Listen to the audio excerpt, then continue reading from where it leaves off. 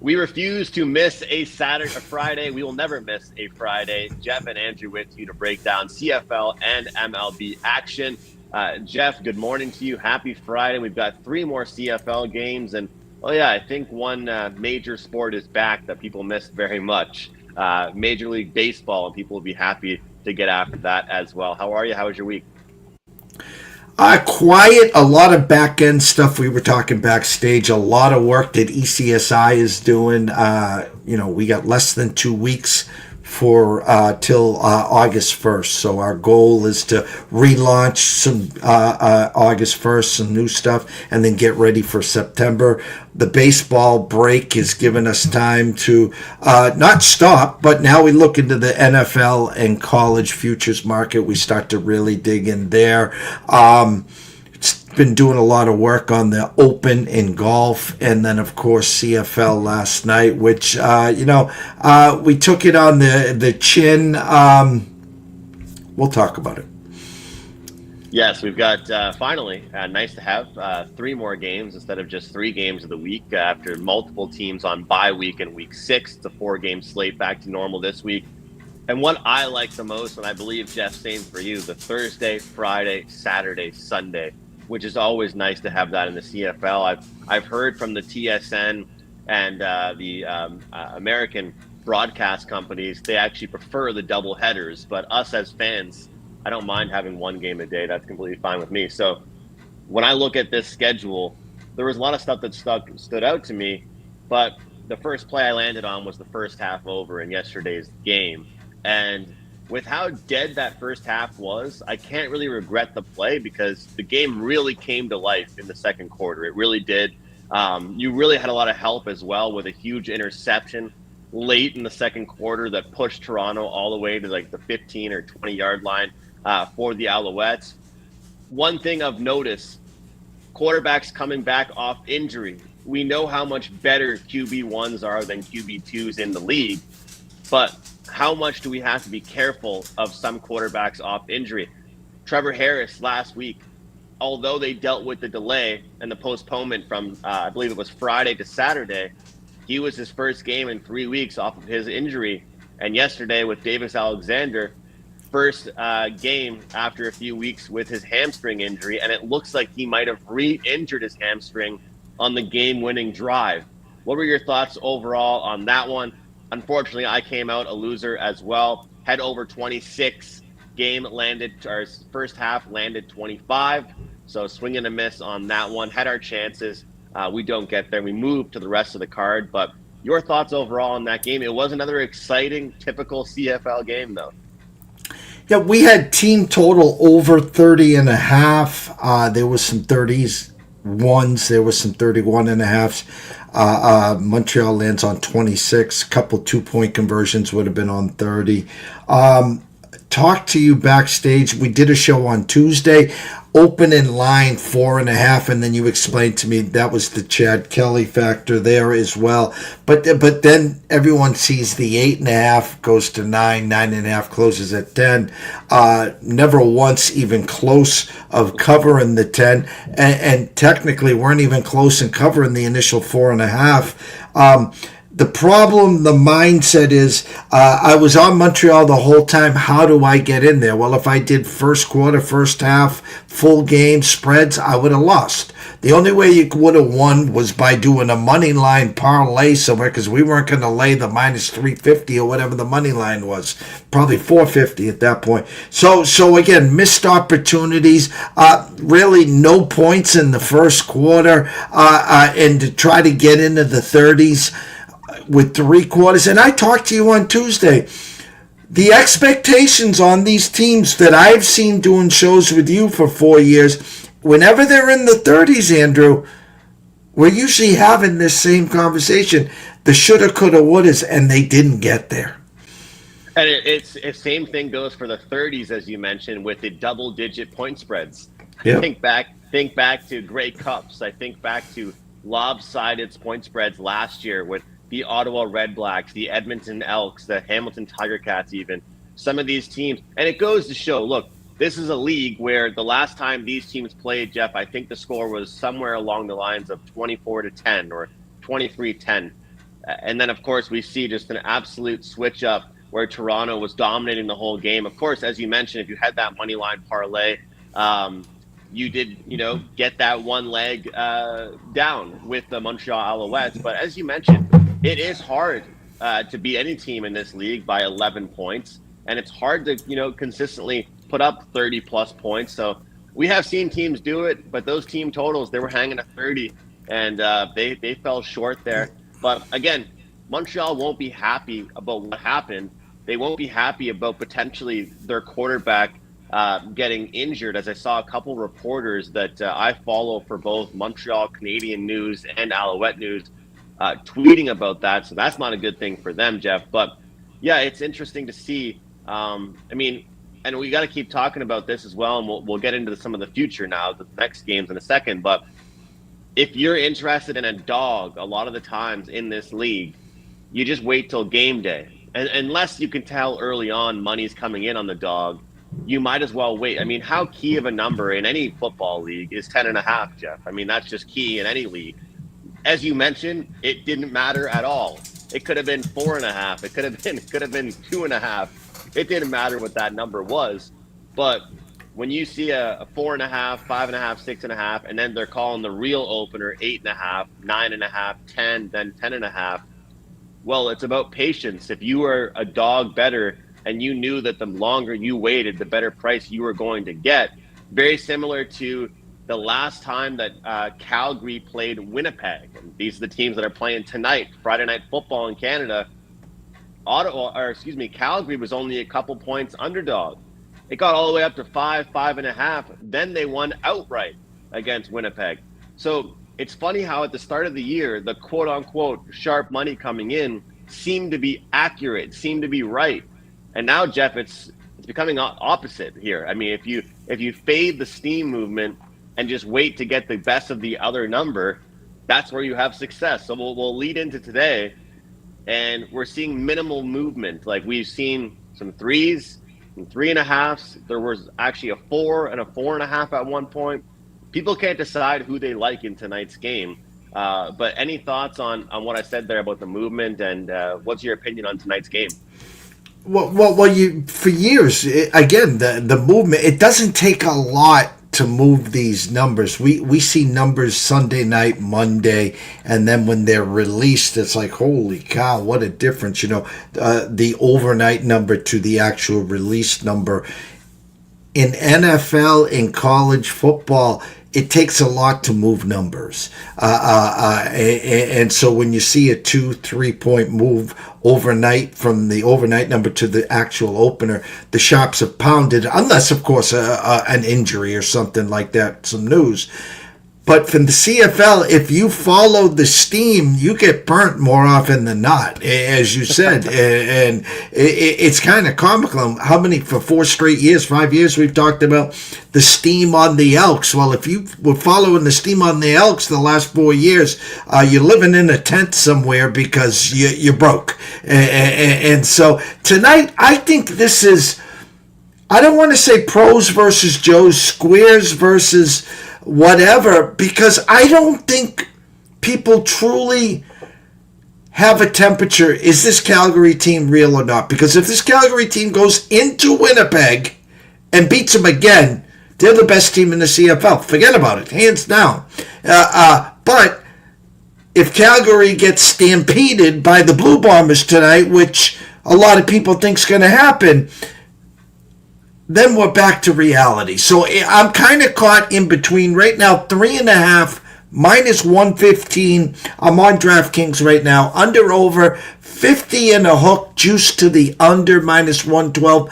Winnipeg money line minus 198 and get the Stampede at plus 164. I'm going to go to the team totals right now. Again on DraftKings. Over 22.5. For Calgary is that minus 130 number. The even number, even money number, or minus 105 is 23.5 on Calgary. And Winnipeg Blue Bombers, 27.5 minus 110, 28.5 plus 105. So again, they're giving me initially, just from the eye test, Winnipeg 27 and Calgary will go with 23, 27, 23. That's just reading the board with my eyes on DraftKings. 27, 23, Winnipeg. 27-23. And everyone's been talking about Calgary's offense with Vernon Adams Jr. and some of these players, Dedrick Mills. But I have to give credit to the defense. Like, people have been saying some good things about them, but again, they were ranked 9th, 8th, 7th by everybody. Even PFF had them ranked. You know, their writers over there said this team's going to be bottom of the league in a lot of defensive categories, especially in their secondary, and they've looked all right. But you know, Jeff, one thing that a lot of people talk about is power rankings and power ratings, the differences between those two things, if you have similarities with them, and also how you go about it. And when I talk with other people that bet the CFL, we always joke around about how, especially the CFL account itself, it's almost like we call them the power standings, because they don't really have power rankings. It's just power standings. It's just based on whatever the standings are. So this game is really interesting because I agree with you that I do agree that if Calgary wins tonight, given the situation, then that can really cement them as a top 2 team, if not one of the top teams in the league. But if they don't, then I think that can have them anywhere from 2 until 3 or 4. I truly do. So we'll see what ends up happening here. Obviously, this is the revenge spot off a bye here. And if you think back to, you know, Winnipeg's last game, where they had one of their worst defensive outings ever, we have to wonder what we're going to get out of them. It's going to be run game versus run game. That's my question here. We've got 2 really strong run teams, and I think whoever can control the time of possession will be the team that is successful. Depending on what number you had yesterday night, the total went under. We saw 50s and a halves, 51 and 51 and a halves. Something tells me this game could see some points in this one, but this also, again, is one of those ones where I'd said about the running game where you might have to wait. So a lot of times I've been looking at the first half overs. I think this game actually could have a slow start, and then we could see the game pick up a little bit. I'd be looking at that Winnipeg team total. I'd be looking at maybe the first half team total for some of these teams, just because of, you know, getting a better number, and then hopefully they don't melt the lead. But at the same time, I think it could take some time. The time of possession always worries me with Winnipeg, because did you remember when Tyreek Hill got traded away from Kansas City, and all of a sudden their drives became a lot longer?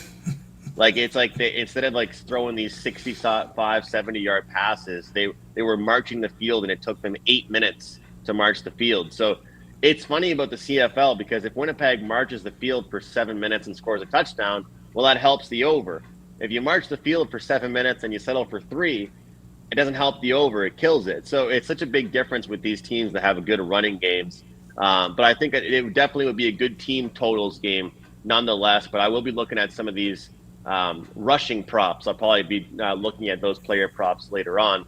But one thing I like about this game, Jeff, is that there has been minimal movement. Like, hasn't been insane, I guess. We saw 4, 4.5, but most books 3, 3.5. It's been very stagnant. So getting action on both sides, as Yanni the Greek would say, it's a good game to book. It's a good game to be a bookmaker for, I think, this one with Calgary and Winnipeg. But I like the side. I like the total overall in this one. I do have a 5% play this weekend in the CFL, which is available up at Wager Talk right now. But forget about that one play. Jeff, we're all about the long term. And I've got a deal that I just opened up, I believe, a couple days ago, which is you buy the rest of the CFL season, you get 30 days of NFL for free on the house. So you can kind of sample me out, see how I am with the NFL. Preseason included with that as well. Buy the rest of the CFL season. And you know what the best part is? We're only a third of the way through CFL. People are excited about college football. And I'll tell you what, if you're interested in buying, you don't have to watch, because once college football and NFL get back, that's when we make our most money. I think every year, Jeff, mid to late August is my best CFL time. Nobody's following it anymore. Nobody cares about it anymore, but they're still putting out lines for it. They still have to put lines up in week 16. That's where you make your money. So, quick little promo there. But should be a good game tonight. Anything exciting you guys have going on? ECSI, you're talking about building a new studio. You're doing multiple shows today. Anything you have going on today or anything this weekend you want to promote? And would love your thoughts on the next game, BC and Saskatchewan. We're doing a lot of stuff, like I said, in the back end. Anyone interested in being a part of the ECSI VIP experience, you can send me a email at eastcoastsportsinvestors@gmail.com or send me a direct message on X at EC Sports Invest. We have the $3 a day, $99 a month, your own ECSI VIP experience. We call it the gym membership, but we'll be launching August 1st the rest of 2025. This is our 10th year, and we're going to run a special there. August, September, October, November, December. That's 5 months regularly. Even with that price, that would be $500. The retail price, $375 times 5, I think that gets us up to almost $1,900. But we're going to be launching that for $349. Get the rest of our 2025 VIP experience, all plays, all sports, sent to your text and email. And if you're interested in starting early on that, or the quote unquote early bird, again, give me a direct message on EC Sports Invest or send me an email to eastcoastsportsinvestors@gmail.com. Second game on the docket right here, Saskatchewan, BC, and I am on DraftKings right now. BC team total over 27.5, minus 110, over 28.5 plus 105. You can lay some juice on DraftKings over 26.5. minus 145, getting a little steep there. The Rough Riders, Saskatchewan, over 25.5, minus 115, over 26.5, plus 100. You can lay 25 cents at over 24.5 there. So from an eye test, Andrew, on DraftKings, I will go with we're going to go with BC 28 and Saskatchewan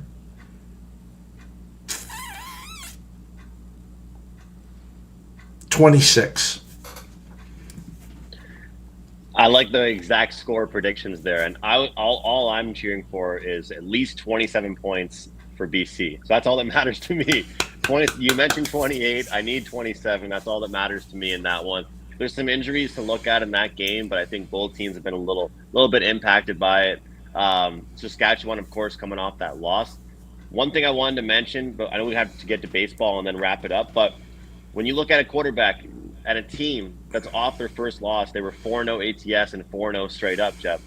Either they bounce back in a strong way or they don't just usually lose one. Usually things come in pairs. And so Saskatchewan loses their first game after 4-0 start. I don't know. I think that people are jumping on Saskatchewan because that number went up to 2.5, 3 at some books at some points. But at the end of the day, I feel like there's some injuries for them that are continuing to pile up defensively, offensively.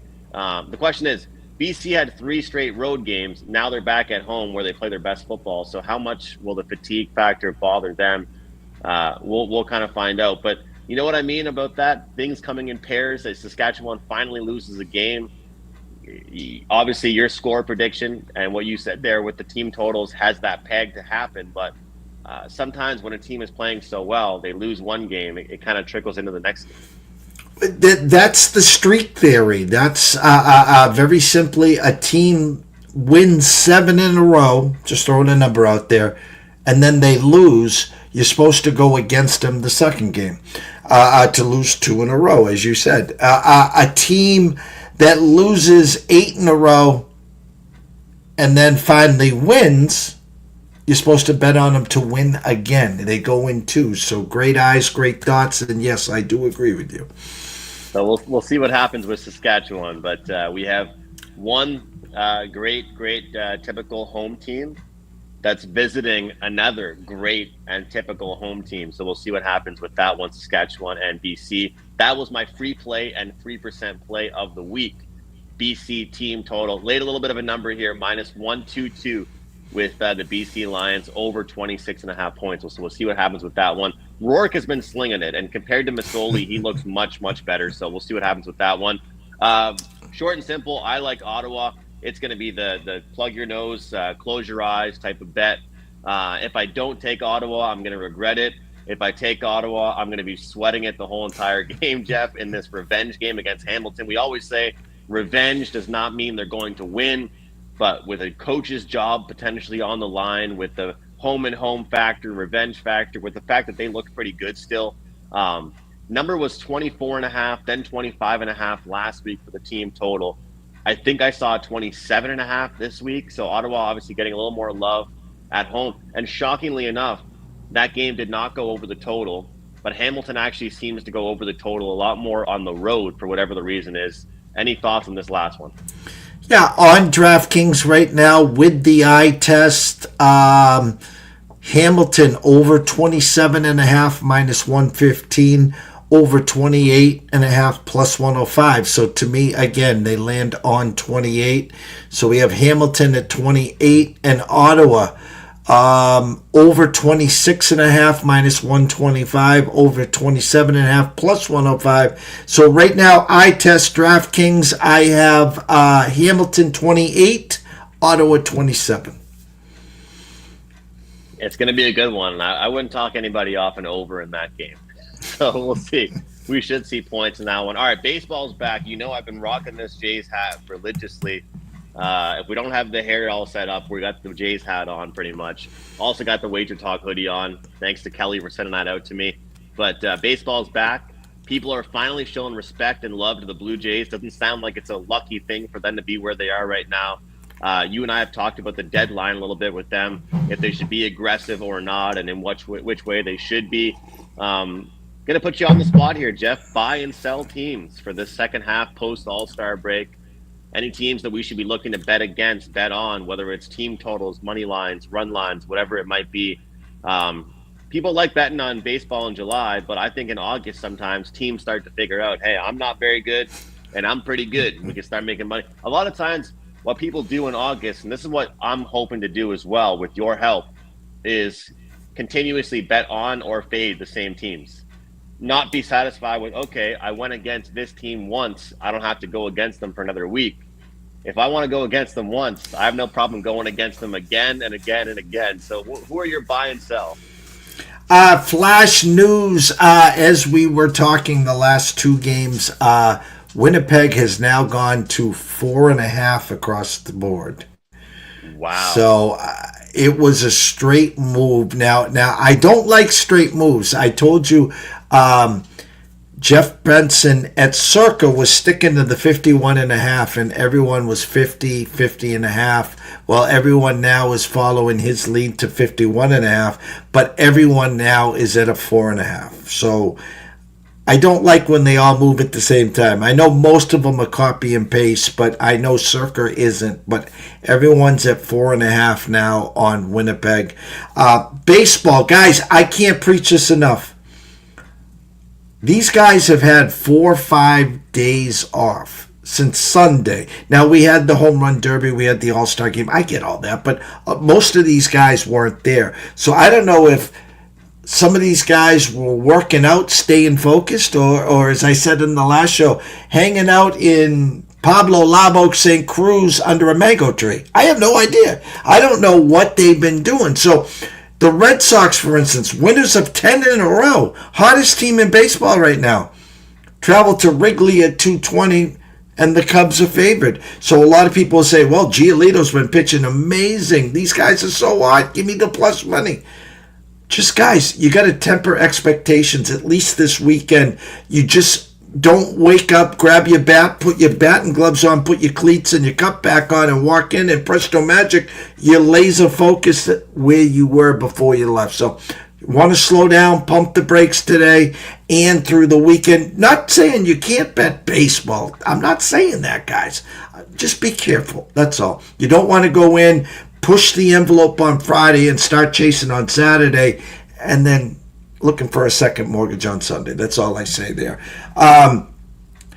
Teams to look out for. Now we have about 13 days, 12 days before the trade deadline, Andrew. So I know my Red Sox, for example, have been in this spot for 3 straight years, and for 3 straight years, whether it's Bloom, whether it's now Breslow, whether it's Sam Kennedy, they haven't brought in the pieces to make Cora happy. So he goes on a tizzy, and it affects the team. They haven't had a over 500 in the second half of the year in like 4 years. So expectations for some of these teams, hey, we need a little more help, are right there. Don't get the help and they sink. So again, be careful. I still like the Cubs. I think the Cubs are going to win that division there, but here come the Brewers, so be careful there. I like the Red Sox. I think your Jays are doing great work, but I think the Yankees are going to come up and win the division still, and I think it's going to be the Jays and the Red Sox fighting maybe for that last spot. I like to start fading the Rays, and that's where my free play is going to come to everyone there. I had one more to keep an eye on for everyone. Where were they? Bear with me, guys. Atlanta's minus 140 in the series against the Yankees. This Atlanta team's done. They're dead and buried. Well, do they have one last swing? If they do, it starts this weekend. So keep an eye on the Braves. I'm not telling you to go buy any futures on them. If the Braves win the series 2-1 against the Yankees or sweep the Yankees, keep an eye on the Braves. I love it. I love it. I feel like I wish I could ask you this question every day, Jeff. The buy and sell, the team totals. But one thing you've taught me, and one thing everybody else out there watching right now should do and add to their MLB capping arsenal, if you haven't been doing already, look at those series prices. The series prices are good to look at. See what sticks out. See what looks a little bit different than what you'd expect. That will help you with your game-by-game handicapping. All right, guys. I'll have some baseball work done by mid to late afternoon. We'll get that sent out. Probably be 1 to 2 plays for me moving forward each day. Ready to rock in baseball. Don't miss the 5% CFL play this weekend, but forget about the 5%. Get the rest of my CFL. Get 30 days of NFL for free. Get all of Jeff's plays. EastCoastSportsInvestors.com. Follow him. Send him a message at EC Sports Invest on X. And let's all have ourselves a great weekend. Get ready for college football. Get ready for NFL. And let's not forget about CFL when all those sports start, all right? Thanks so much, Jeff. We'll see you next time. Thank you.